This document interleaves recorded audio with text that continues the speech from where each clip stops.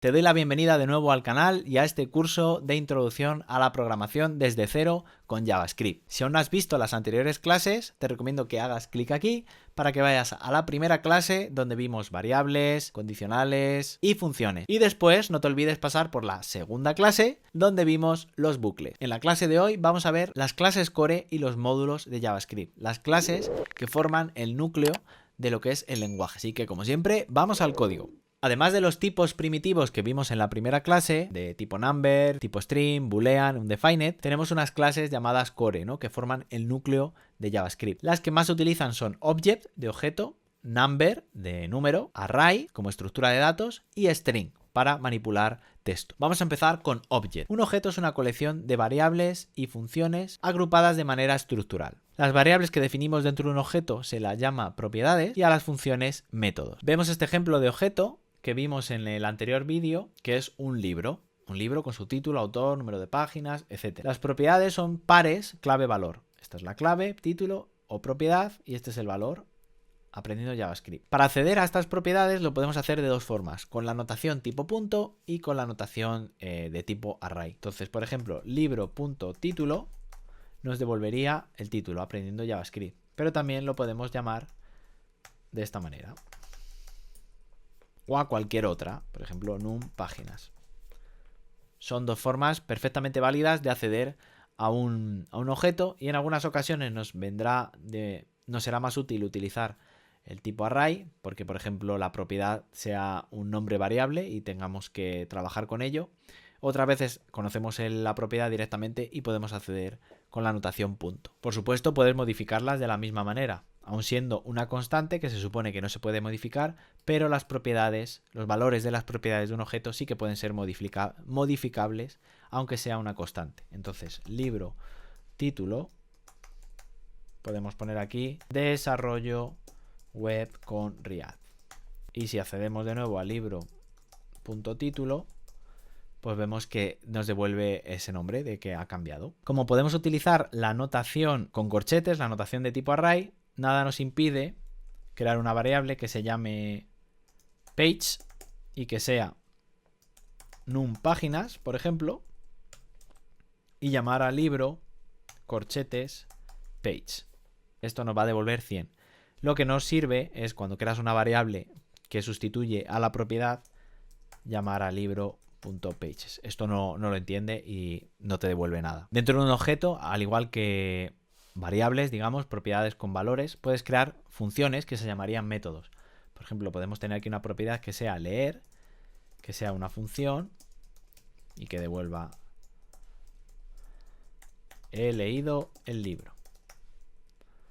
Y si llamamos a libro.leer con la notación paréntesis, pues nos imprime he leído un libro. Para crear un objeto también tienes dos formas. Puedes hacerlo con la notación de llaves o creando una nueva instancia de la clase object. Entonces podemos tener letLibro igual a llaves y esto ya tendrías un objeto libro que ya puedes ir rellenando, libro.título, lo que sea. O puedes crear el libro de esta manera, libro igual a new object.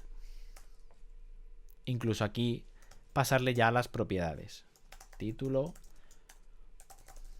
lo que sea. Y si vamos al libro.título, nos devuelve eso que hemos puesto. Por supuesto, un objeto puede tener varios niveles, no hace falta que las propiedades estén en el mismo nivel. Una propiedad puede tener asimismo dentro otro objeto con más propiedades. Veamos un ejemplo.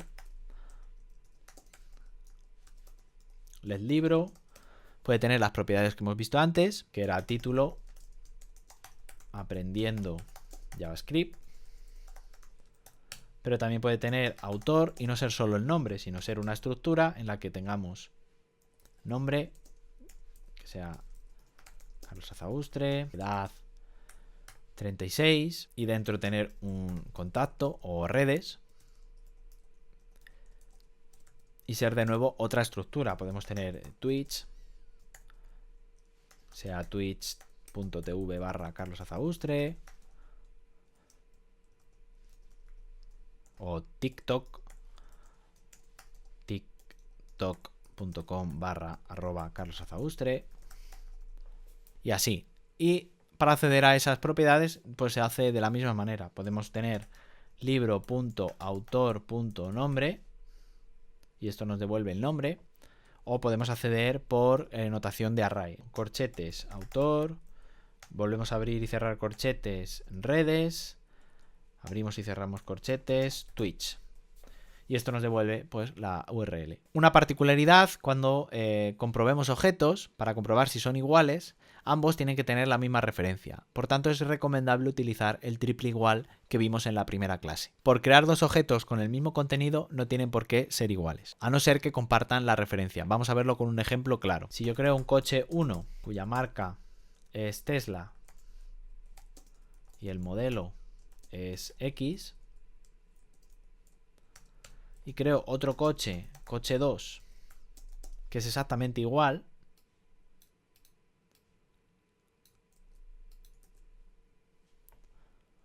si hacemos coche 1 igual a coche 2, esto nos va a devolver false. No son iguales, no son la misma referencia. Esto es una referencia y esto es otra. Lo que sí que son iguales son las propiedades. Si nosotros comprobamos coche 1.marca es igual a coche 2.marca, en este caso sí, porque Tesla y Tesla son exactamente iguales. ¿Cómo hacemos para que compartan referencia? Fácil. Podemos crear un coche 3 que sea igual a coche 1. Entonces, en ese caso, coche 3 es igual a coche 1. Y en este caso nos dice que true, porque aquí sí que estamos teniendo la misma referencia. Otra de las clases core de JavaScript es la clase number. Esta clase codifica los números en coma flotante de doble precisión, es decir, con 8 bytes o 64 bits. Nos permite representar números enteros, números decimales, hexadecimales y coma flotante. Vamos a ver unos ejemplos. Por ejemplo, el 25 es un número entero, es el 25, ahí no hay más que hacer. 25,5 sería un número decimal, sí que también nos lo permite representar. Un número hexadecimal se codifica escribiendo 0, x y luego el valor hexadecimal. Por ejemplo, el 1f sería el 31 en decimal. O el FF sería el 255, es decir, todos los valores, ya que el hexadecimal va del 0 al 15. La F es el 15. Por tanto, el 10 en hexadecimal es el 16, no es el 10 decimal que conocemos. Y en coma flotante, por ejemplo, 5.4 E2, lo que está haciendo es 5.4 por 10 elevado a 2, es decir, 540. 10 elevado a 2 es 100, 100 por 5.4 es 540. También lo vimos anteriormente, tenemos la clase o el valor infinity para cuando nos da un valor, digamos, infinito. Por ejemplo, 1 entre 0 es infinity porque es un valor infinito, no tiene solución. También tenemos el valor menos infinity. Si escribimos menos 1 partido 0 nos devuelve menos infinity. Si escribimos un número demasiado grande, por ejemplo, 1 elevado a 1000, nos devuelve a infinity. Eso es 1 por 10 elevado a la 1000, es decir, una barbaridad. Entonces nos devuelve infinity. De igual manera, si este 1 fuera negativo, pues nos devolvería el menos infinity. También disponemos de un valor que se llama none, de not a number, cuando tenemos una operación que devuelve eso, no devuelve un número, no es una operación válida. Por ejemplo, si dividimos a entre 15, pues esto va a ser un none, no es un número, no es una solución. Para usar números, pues bueno, puedes hacer directamente una variable let número igual a 5, o lo puedes hacer de una forma más elaborada, aunque no se utiliza, que sería let número igual a new number de 5. Y sería exactamente lo mismo, pero bueno, esta versión no se utiliza. Todos los números que creemos heredan de la clase number y tienen unas funciones, unas propiedades interesantes. Y la propia función number tiene dos en particular muy utilizadas. Una sería la función parseInt, en la cual si nosotros pasamos un string, por ejemplo 15 pero en string, nos lo va a formatear a entero. Esto es muy útil cuando trabajamos con servicios web que nos devuelven los datos, esperamos un número, pero el servicio como tal nos lo devuelve en formato texto. Y si no tenemos esta comprobación en nuestro lado, pues nos puede llevar a errores. Y es conveniente siempre, si queremos trabajar con números, formatearlo a número, asegurárnoslo. Porque no pasa nada porque hagamos esto, porque no va a ocurrir nada malo y nos ahorramos un error. Incluso podemos trabajar con las bases. Por defecto utiliza la base decimal, pero si nosotros escribimos 111 y le ponemos un 2, está codificando esos 4 unos como binario. Y ese número en binario, ese número en decimal, es 15. De igual manera, lo podemos pasar a esa decimal. Y ese número en esa decimal pues es un número mucho más grande, es el 4369. También tenemos la función parseFloat. Esta función lo que va a hacer es similar a la versión int, pero para números en coma flotante. Por ejemplo, 5e3, es decir, 5 por 10 al cubo, que es 5000, no lo parsea ya directamente. También podemos redondear números. Imaginemos que tenemos el siguiente número.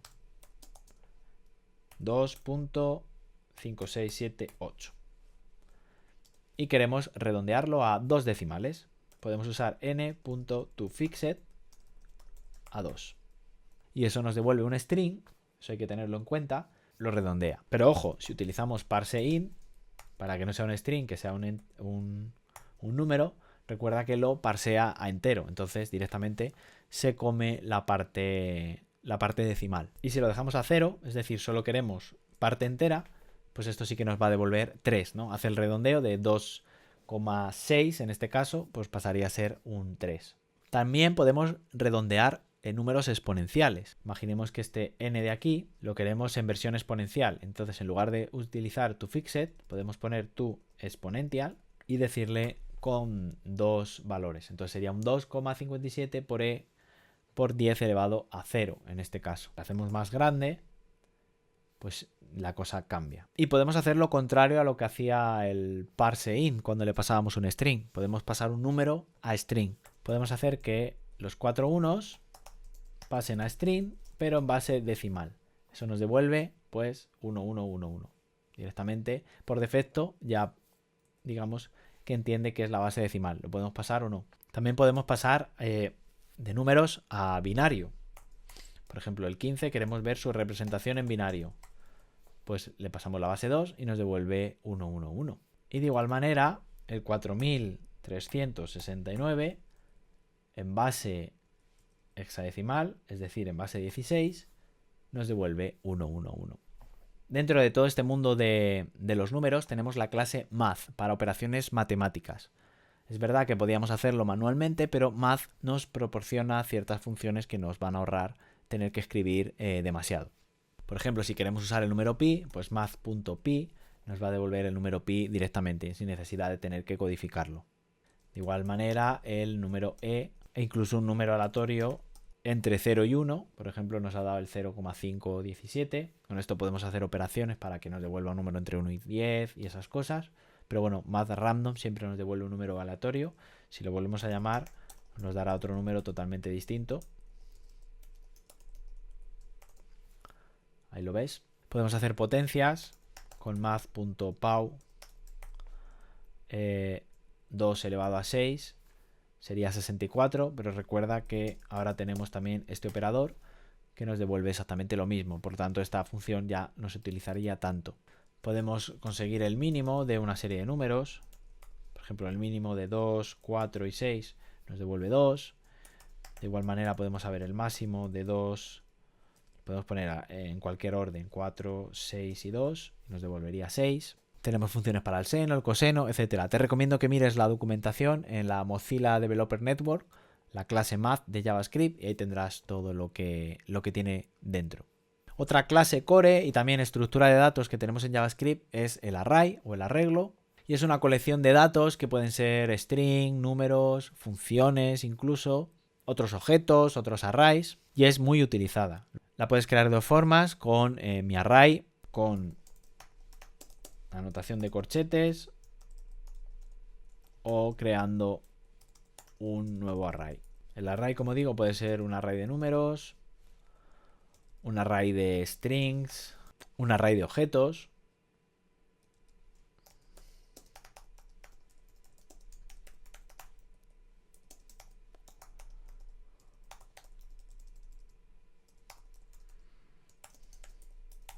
La forma más elegante de escribir esto sería así, para que se vea más claro.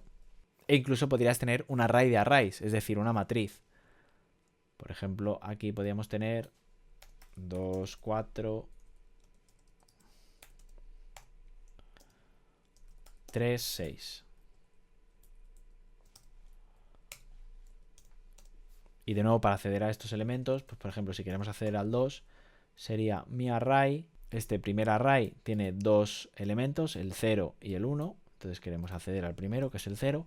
Y dentro de este otro tenemos otra vez dos elementos. Queremos acceder al primero también, que es el 0. Entonces mi array 0, 0 nos devolvería 2. Si queremos acceder al 6, sería el 1, 1. Si queremos acceder al 3, sería el 1, 0. Si queremos acceder al 4, sería el 0. Y puede ser mixto. O sea, este array no tiene por qué seguir una estructura fija. Podríamos tener en la primera posición tener un 1, en la segunda tener un valor true, en la tercera tener un array, 3, 2, en la cuarta tener un string que diga hola, en la quinta tener un objeto. Son estructuras muy flexibles y se utilizan muchísimo. Y para saber la longitud de un array tenemos el método miArray.length que nos devuelve el valor de la longitud. En este caso hay 5 elementos, pues nos devuelve 5. Al heredar, digamos, de array, tenemos varias funciones que nos van a ser muy útiles. Por ejemplo, si tenemos un array con estos valores, 3, 6, 1, 4, podemos ordenarlos con miArray.sort, devuelve el array ordenado. Si usamos miArray.pop, sacaría el último elemento del array. En este caso, como lo hemos ordenado, nos devolvería el 6. Y si escribimos miArray, vemos que ese elemento ya no existe, se ha salido del array, lo hemos sacado. Podemos introducir nuevos datos. Por ejemplo, miArray.push de 2, lo que haría sería introducir ese 2 después del siguiente elemento. Como ves, pues no está ordenado. Podríamos hacer miArray.sort y lo ordenaríamos de nuevo con un 2, 3, 4. Y si no te gusta cómo queda, le puedes dar la vuelta con miArray.reverse. Y entonces lo daría la vuelta a como está en ese momento. No es que lo ordene de forma inversa, sino que lo de ordena le da la vuelta a como está en ese momento. Un método muy útil que tiene la clase array, aunque ya no se usa tanto, es el método join. Nos permite unir todos los elementos del array en uno solo, uniéndolos por el separador que le pasamos como parámetro. Esto era muy común para hacer plantillas, digamos, de HTML, aunque esto pues ya no se utiliza tanto. Vamos a ver un ejemplo para que entiendas la lógica. Imagínate que tenemos un valor que se llamaba 3. Tenemos una template que es de esta manera. En arrays sería li, por ejemplo, luego el valor y luego otro elemento que fuera este. Si nosotros imprimimos template, pues nos va a devolver el array. Pero con esto que te digo del join, podríamos decirle que los uniera y que no dejara espacio entre ellos. Entonces podemos poner comillas y comillas. Entonces le estamos diciendo que ningún espacio, porque aquí si ponemos, por ejemplo, o, pues lo separaría con esos elementos. Pero si no le ponemos nada, lo que hace es concatenarlo todo. Como puedes ver, esto es un código HTML que podríamos pintar en el navegador. Entonces utilizaba, como digo, esto anteriormente para hacer templating, pero ya no es tan utilizado. Otro método muy utilizado de arrays es el método map. Esto nos permite aplicar una misma función a todos los elementos de un array y transformarlo. Y nos devolvería un array completamente nuevo con todos los elementos transformados. Imagínate que tienes un array de números, por ejemplo, 2, 4, 6 y 8. Quieres calcular la raíz cuadrada de cada uno de ellos. Pues puedes crearte raíces, que sea miArray.map, y a continuación le pasas la función que quieres que se ejecute por cada elemento. Entonces, si solo se podría hacer de varias formas. Podríamos poner función item y devolver math.sqrt de item, y ahora vemos que aquí raíces serían las raíces cuadradas, pero esto se puede reducir muchísimo más. De hecho, bueno, podríamos pasar a arrow function y ahorrarnos el return y dejarlo así, nos da lo mismo, pero incluso si la función que pasas de callback tiene el mismo argumento que le pasas a... Si el código dentro de la función de callback únicamente va a utilizar el elemento que tú le pasas como argumento a la función de callback, te lo puedes totalmente ahorrar. Entonces podemos quitar todo esto.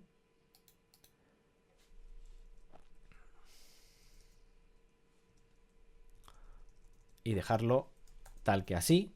Entonces estamos diciendo que a cada elemento le aplique el math.sqrt y nos devolvería también las raíces cuadradas de cada número. Otra función interesante que tienen los arrays es el método filter, que nos permite pues filtrar ciertos elementos de un array. Imaginemos que tenemos un array con los números del 1 al 15 y queremos filtrar aquellos que sean múltiplos de 3, por ejemplo. Para saber si un número es múltiplo de 3, su división entre 3 debería dar de resto 0. Esa es la operación módulo y se utiliza el operador porcentaje. Entonces podemos tener aquí un resultado que sea mi array filter y para cada ítem quiero que me devuelvas aquellos cuyo módulo de 3 es igual a 0.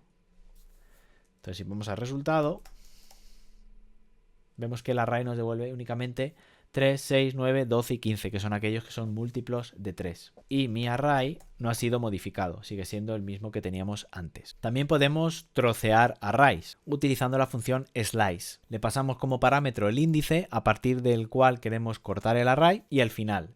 Si no se le indica final, irá hasta el final del array y si no, pues la posición que nosotros le indiquemos. Mi array slice de 2 lo que hace es partir el array y devolvernos desde la posición 2, que en este caso es el número 3, hasta el final, es decir, hasta el 15. Y si vamos a mi array, vemos que sigue siendo el mismo. Es una operación inmutable, ya que nos devuelve un nuevo array sin modificar el ya existente. Si hacemos un slide de 2 a 4, lo que estamos indicando es que corte a partir de la posición 2, que es el número 3, hasta la posición 4, es decir, sin incluirla. La posición 4 sería el número 5, entonces nos devuelve el 4. Y podemos poner números negativos y esto lo que haría es ir hasta el final y uno menos. Es decir, en vez de ir hasta el 15, pues iría una posición menos.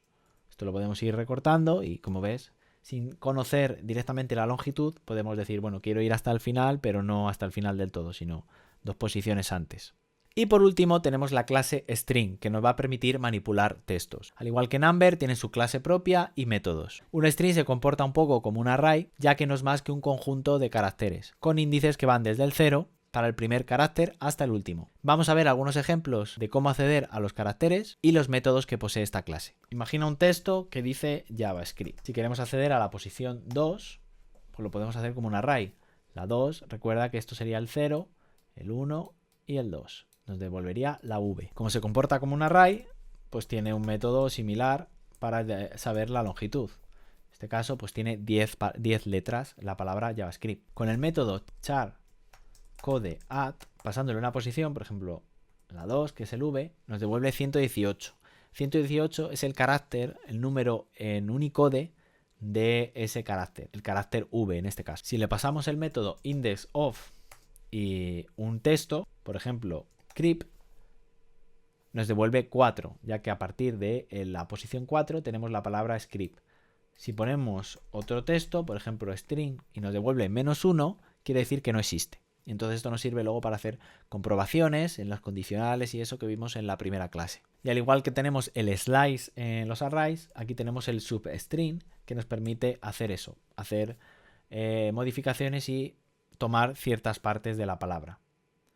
Entonces, por ejemplo, substring del 2 al 4 nos devolvería va. Es decir, queremos de la posición 2, que es esta, hasta la 4, sin incluirla, que sería esto, nos devuelve va. Los strings los puedes crear directamente pasándole el valor a una variable, hola, o crear un nuevo string. Aunque esta segunda parte no se utiliza tanto. Y por último, un string lo puedes transformar en array con el método split. Igual que teníamos el método join, que nos permitía agruparlo y crear un string, el método split nos permite transformar un texto en array. ¿Para qué se utiliza esto? Bueno, te voy a enseñar un pequeño ejemplo. Por ejemplo, podemos tener una fecha llamando a newDate y, por ejemplo, fecha.toString nos devuelve todo ese chorro que ves ahí, ¿no? Imagina que quieres únicamente la hora. Vale, pues esto lo podemos hacer de la siguiente manera. Si hacemos split espacios, tenemos todo esto de aquí. Tenemos Tuesday, marzo 2, 2021, la hora, la zona horaria y demás. Entonces, si ahora queremos la hora, simplemente esto de aquí sería 0, 1, 2, 3, 4.